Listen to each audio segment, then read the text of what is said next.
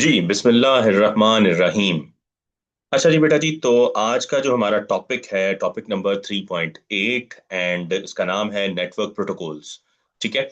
बहुत ही आसान टॉपिक है, इजी टॉपिक है, इसमें से बहुत सारे शॉर्ट क्वेश्चंस आ सकते हैं। और सबसे बड़ी बात कि आपकी एक्सरसाइज में यहाँ से दो शॉर्ट और एक लॉन्ग आया है। ठीक है। छोटा सा टॉपिक है, कोई इतना बड़ा नहीं है। दो शॉर्ट क्वेश्चन और एक लॉन्ग क्वेश्चन इन्हीं में से आया है। अभी उसको देख लेते हैं कि कौन कौन से आपके पास इसमें से शॉर्ट और लॉन्ग बनते हैं। ले जी, ये हमारे पास एक्सरसाइज आ गई। ठीक है। तो गौर कीजिएगा, यहाँ पर सवाल है क्वेश्चन नंबर 5। पहले 5 को देख लेते हैं। What is the purpose of dynamic host configuration protocol, DHCP. ठीक है। एक तो ये अभी हम पढ़ेंगे, डीएचसीपी का पर्पस क्या है। एक सवाल ये हो गया, यानी डिफाइन या पर्पस, व्हाट इज इट। ठीक है ना, कुछ भी आप इसको कह सकते हैं। और उसके अलावा differentiate between TCP and UDP, TCP और यूडीपी में फर्क बताना है। ठीक है, ये दो सवाल हो गए। और तीसरा आपके पास मैंने बताया कि एक लॉन्ग क्वेश्चन भी आ रहा है। तो लॉन्ग क्वेश्चन नंबर 3 ये बन रहा है, what is meant by protocols in data communication, explain it's different types. ठीक है। तो ये आपके पास तीसरा लॉन्ग क्वेश्चन हो गया। ठीक है, उसमें ये पूरा ही आर्टिकल आ जाएगा 3.5। ठीक है। और इसमें डिफरेंस आपने बताना है और इसमें डीएससीपी के बारे में बताना है। ठीक है। जरूरी नहीं वो टीसी मैंने आपको बताया है पहले भी, टीसीपी आईपी अलहदा से पूछा जा सकता है क्योंकि वो अलहदा इंपॉर्टेंट सवाल है।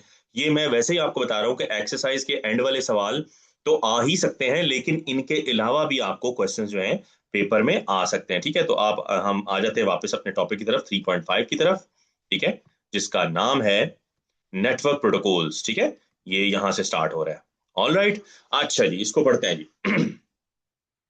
सबसे पहले तो हमें पता होना चाहिए प्रोटोकॉल कहते किसे हैं।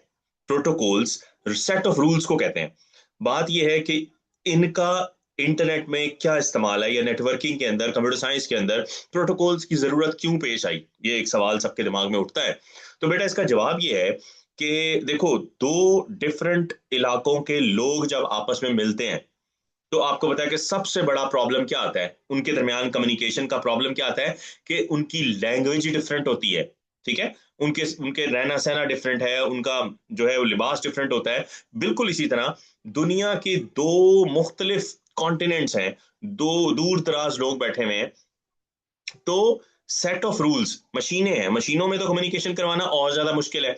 दो डिफरेंट मशीनें हैं और उनके अगर सेट ऑफ रूल्स डिफरेंट है, उनको पता ही नहीं है एक दूसरे के साथ कम्युनिकेट करने के लिए किन असूलों जवाबित का होना जरूरी है, तो उनके दरमियान कम्युनिकेशन नहीं हो पाएगी। ठीक है। तो सेट ऑफ रूल्स का वाजे होना, पूरी दुनिया में इसका जो है इतलाक होना, ये बहुत जरूरी है ताकि स्मूथ कम्युनिकेशन हो सके। ठीक है। इससे पहले आप लोगों ने फिजिक्स में पढ़ा होगा कि पहले बार्टर सिस्टम इस्तेमाल होता था। जो है वो करेंसी उस तरह से नहीं होती थी। तो लोग क्या करते थे, इतने वजन की चीज देते थे, उतने वजन की दूसरी चीज ले लेते थे, ऐसे ही है। फिर प्रॉब्लम आनी शुरू हुई। इस कंट्री में जो है 1 किलोग्राम का वजन कुछ और रखा गया, कहीं और कुछ और चल रहा है। तो फिर उन्होंने क्या किया, आपने फिजिक्स में पढ़ा कि उन्होंने एक इंटरनेशनल रूल्स बना लिए, एसआई यूनिट्स बना लिए कि 1 किलोग्राम का जो वेट है वो क्या होगा। इसी तरह अगर कोई चीज पैमाइश करनी है मीटर्स में, ठीक है, कपड़ा है तो वो मीटर किसको कहते हैं, उसकी एक रेंज बना दी। ठीक है ना। बिल्कुल वैसे ही हमारे पास लिक्विड में कोई चीज है तो लीटर का एक पैमाना बना दिया गया। ठीक है ना। तो बिल्कुल वैसे ही अगर आपने डाटा कम्युनिकेशन करनी है कंप्यूटर्स में, तो आपके पास सेट ऑफ रूल्स, और वो इंटरनेशनल स्टैंडर्ड के होने चाहिए। आपके नेटवर्क के भी वही हों और जहां से आप कम्युनिकेशन करना चाह रहे हैं पूरी दुनिया में, मतलब सेम सेट ऑफ रूल्स होंगे तो बहुत ही आसानी से कम्युनिकेशन हो पाएगी। ठीक है। तो अब आते हैं टॉपिक की तरफ, introduction to protocols. Protocols are set of rules that governs data communication, जो गवर्न करते हैं, जो चलाते हैं। ठीक है, जो इसको मतलब मैनेज करते हैं। ठीक है। कॉमन प्रोटोकॉल्स इंक्लूड, इसमें कौन कौन से हैं जी, टीसीपी आईपी है, एचटीटीपी है, एफटीपी है और एसएमटीपी है। हमने अपना जो लास्ट आर्टिकल पढ़ा था लेयर्स वाला, तो आपने देखा कि लेयर्स के अंदर मुख्तलिफ लेयर में मुख्तलिफ प्रोटोकॉल्स काम कर रहे थे। ठीक है, तो आज उनकी डिटेल की तरफ आते हैं। जैसा कि हमें पता था कि ये H T T P, F T P और एस एम टी पी, ये तीनों किस लेयर में, एप्लीकेशन लेयर में काम करते हैं। ठीक है ना। तो सबसे पहले आ गया जी H T P. H T P stand for hyper text transfer protocol, is use for transferring web pages over the internet. ले जी, ये आप लोगों ने अक्सर देखा होगा, जब भी आप किसी ब्राउजर में गूगल क्रोम है या यूसी ब्राउजर है या मोजिला फायरफॉक्स है या इंटरनेट एक्सप्लोरर है, आप जब भी कोई वेबसाइट, कोई वेब पेज ओपन करते हैं, आपको ये तो पता है ना कि वेबसाइट क्या होती है। Website is a collection of web pages. अगले चैप्टर में हमें, हमारे पास एक पूरा चैप्टर है जिसपे आपको वेबसाइट्स के बारे में, उसके बाद थोड़ी बहुत उसको बनाने के बारे में तफसील से बताया जाएगा, ठीक है। उसको हम तब देख लेंगे। बहरहाल वेबसाइट या वेब पेज एक ही बात है, मतलब कलेक्शन ऑफ वेब पेजेस एक वेबसाइट कहलाती है। जैसे www.google.com जब आप खोलते हैं, वो जो पेज आपके सामने ओपन हो रहा है वो इस HTTP की बदौलत हो रहा है, ठीक है। ये अच्छा, ये प्रोटोकॉल्स ना आम बंदे को नजर नहीं आते, ठीक है। प्रोटोकॉल्स के बारे में एक बात ये समझ लें, बच्चे अक्सर कह रहे होते हैं सर दिखाएं कहाँ है, क्या हो रहा है। भाई ये बैक एंड पे काम हो रहा होता है।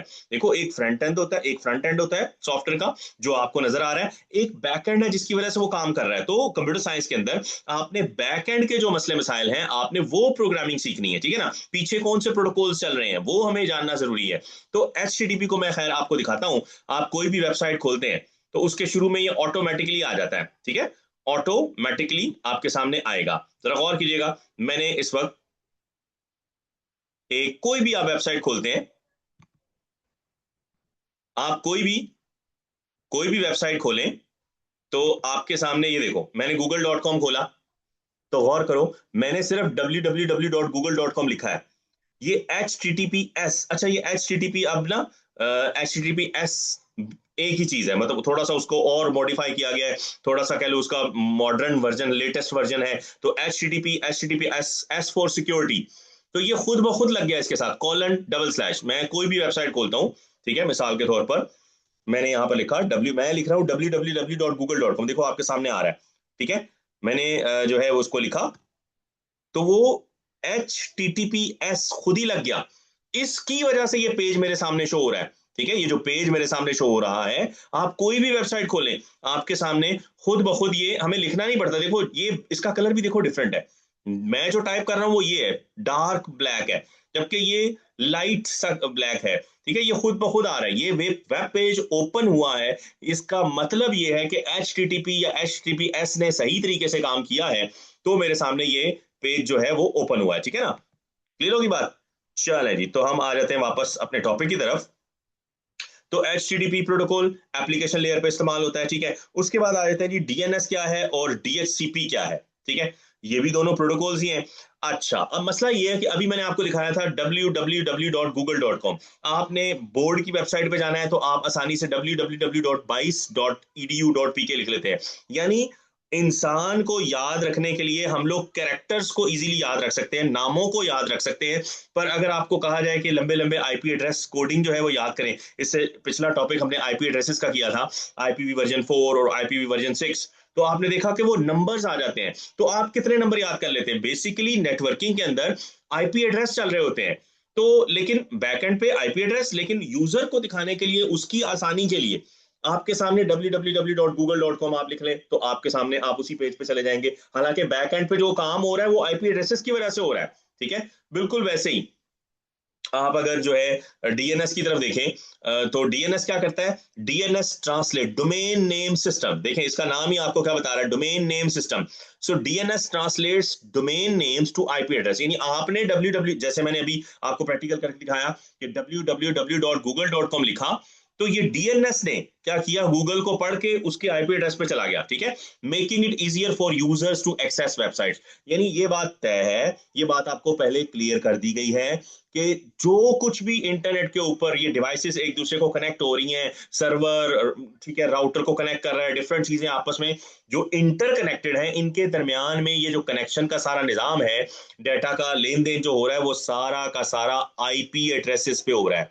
किस पे हो रहा है? IP addresses. लेकिन इंसान, बीइंग ह्यूमन, हम इन चीजों को क्या कर सकते हैं, राइट, मतलब याद नहीं कर सकते इतने सारे आईपी एड्रेसेस, ठीक है ना। तो क्या होता है कि हमारी आसानी के लिए साइंटिस्ट्स ने क्या किया, आपको कहा कि तुम यार तुम इन अल्फाबेट पर मुश्तमिल नाम याद रख लो, ठीक है। हम, हमारे पास एक प्रोटोकॉल है डीएनएस, वो खुद ब खुद आपके आईपी एड्रेसेस को नाम नाम लिखोगे आईपी आईपी में चेंज करता रहेगा हमारी आसानी के लिए। मिसाल भी दे रहा है वो, व्हेन यू टाइप www.example.com, मिसाल के तौर पर वो एग्जांपल दे रहा है, इन अ ब्राउजर, जब आप किसी ब्राउजर में ये लिखते हैं, डीएनएस क्या करता है, translates it to the corresponding IP address, ठीक है, उसके मुताबिक आईपी एड्रेस जो है वो उसको ट्रांसलेट कर लेता है, पढ़ लेता है, ताकि मशीन को www.example.com या google.com या facebook.com उसको उससे लेना देना नहीं है, उसको आईपी बताओ। तो आईपी कौन बताएगा? डीएनएस बताएगा। ये इसका काम है। ठीक है, तो इसका काम है ट्रांसलेट करना। इसकी कहानी क्लियर हो गई? ठीक हो गया। ये डीएनएस अलहदा से आपको पेपर में आ सकता है, हालांकि पीछे जो है वो एक्सरसाइज में सवाल नहीं है इसका, लेकिन बहरहाल आ सकता है। सवाल किसका है? डीएचसीपी का सवाल है जी। उन्होंने कहा है कि पर्पस बताएं डीएचसीपी का। तो डीएचसीपी क्या है जी? सबसे पहले तो एक नंबर तो आपको यही मिल जाता है जब आप इनके एब्रीवेशन बता देते हैं। अच्छा, ये बात मैंने आपको कई बार पहले भी बताई हुई है कि जब एब्रीवेशन का नाम हो तो ये कैपिटल में लिखे जाते हैं। देखो, डीएचसीपी कैपिटल में है, डीएनएसपी कैपिटल में है। बच्चे जब पेपर में लिखते हैं तो ये गलती करते हैं, डी कैपिटल लिख दिया, एनएस छोटा लिख दिया, तो ये गलत हो जाता है। ठीक है, तो जितने भी एब्रीवेटेड अल्फाबेट्स होते हैं वो कैपिटल में ही लिखे जाते हैं। ले जी, डायनामिक होस्ट कॉन्फ़िगरेशन प्रोटोकॉल, खास किस्म का प्रोटोकॉल है। ये क्या करता है? जैसे ही आप कोई डिवाइस वाईफाई के जरिए या इथरनेट केबल के जरिए इंटरनेट के साथ या नेटवर्क के ऊपर कनेक्ट करते हैं, तो क्या होता है? उस डिवाइस को आईपी एड्रेस चाहिए होता है।